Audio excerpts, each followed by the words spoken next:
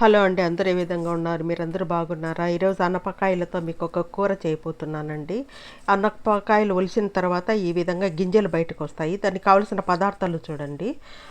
కొంచెం కొబ్బరి, చెక్క, లవంగ, యాలక్కి, 1 ఇంచు అల్లము, 2 టమోటోలు, ఒక వెల్లుల్లి, ఈరుల్లి, తర్వాత 1 కప్పు అనపకాయలు అనమాట. తర్వాత ఏమేమి గ్రైండ్ చేసుకోవాలో చూడండి. చెక్క, లవంగ, యాలక్కి, అల్లము, వెల్లుల్లి, కొంచెం ఈరుల్లి, కొంచెం ఎండు కొబ్బరి అన్నిటినీ గ్రైండ్ చేసుకోవాలి. గ్రైండ్ చేసుకున్న తర్వాత ప్యాన్ పెట్టుకోవాలి, కుక్కర్ పెట్టుకోవాలి. కుక్కర్లో తగినంత ఆయిల్ వేసుకోవాలి. ఆయిల్ వేసుకున్న తర్వాత ఇప్పుడు గ్రైండ్ చేసుకున్నాం కదా, గ్రైండ్ చేసుకున్న పేస్ట్నంతా దాంట్లో వేయాలన్నమాట.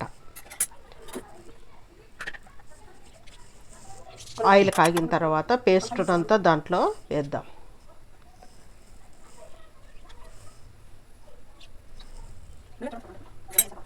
వేసిన తర్వాత దాన్ని ఎంత బాగా మిక్స్ చేసి ఫ్రై చేసుకోవాలి. కొద్దిసేపు పచ్చివాసన పోయేంత వరకు బాగా వేయించాలి.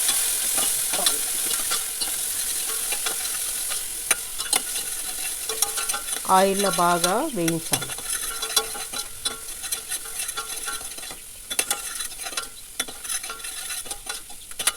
అనపకాయలనే కొంతమంది ఇక్కడ కర్ణాటకలో వీటిని ఆవరెక్కాయలు అంటారు, మనము అనపకాయలు అంటాము.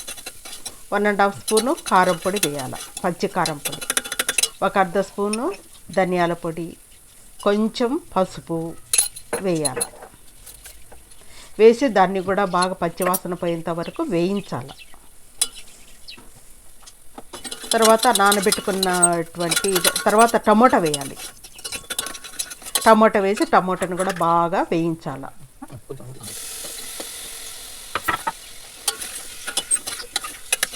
టమోటాను అంతా బాగా వేయించిన తర్వాత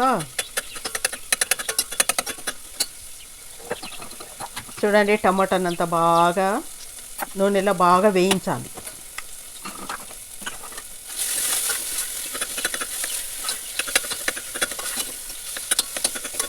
ఆయిల్ పైకి తేలేంత వరకు వేయించుకోవాలి.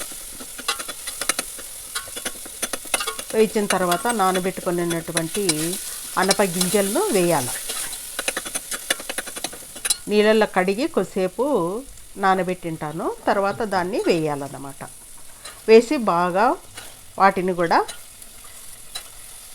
కలదిప్పాలి. అవి కూడా కొద్దిసేపు వేగాల. ఈ కూర చాలా టేస్ట్గా చాలా బాగుంటుందండి. వీటిని రైస్లోకి, చపాతీ, పూరి, అన్నంలోకి బాగా తినచ్చు. తగినంత ఉప్పు వేయాలి. చాలా టేస్టీగా ఉంటుంది ఈ కూర మాత్రము.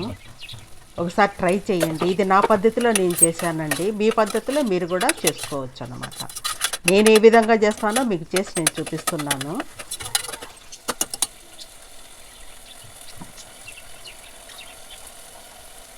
తర్వాత కొంచెం కొత్తిమీర వేయాలన్నమాట. సన్నగా కట్ చేసుకున్న కొత్తిమీరను వేయాలి. వేసిన తర్వాత తగినన్ని నీళ్లు వేసుకోవాలి. నేనైతే 1½ బౌలు వేసాను అనమాట. 1½ గ్లాస్ అనుకోండి. వేసి కుక్కర్ మూత పెట్టి విజిల్ పెట్టాను.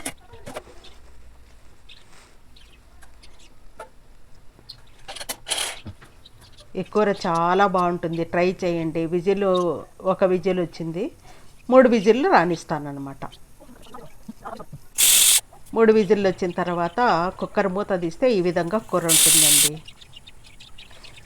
ఈ కూర చల్లబడే కొద్దీ గట్టి పడుతుంది అన్నమాట. ఇప్పుడు మీకు అలా కనిపిస్తుంది. చల్లగా అయ్యే కొద్దీ ఇది బాగా గట్టిగా అయిపోతుంది. చాలా టేస్టీగా ఉంటుంది. ఒకసారి ట్రై చేసి చూడండి. ఇంతేనండి.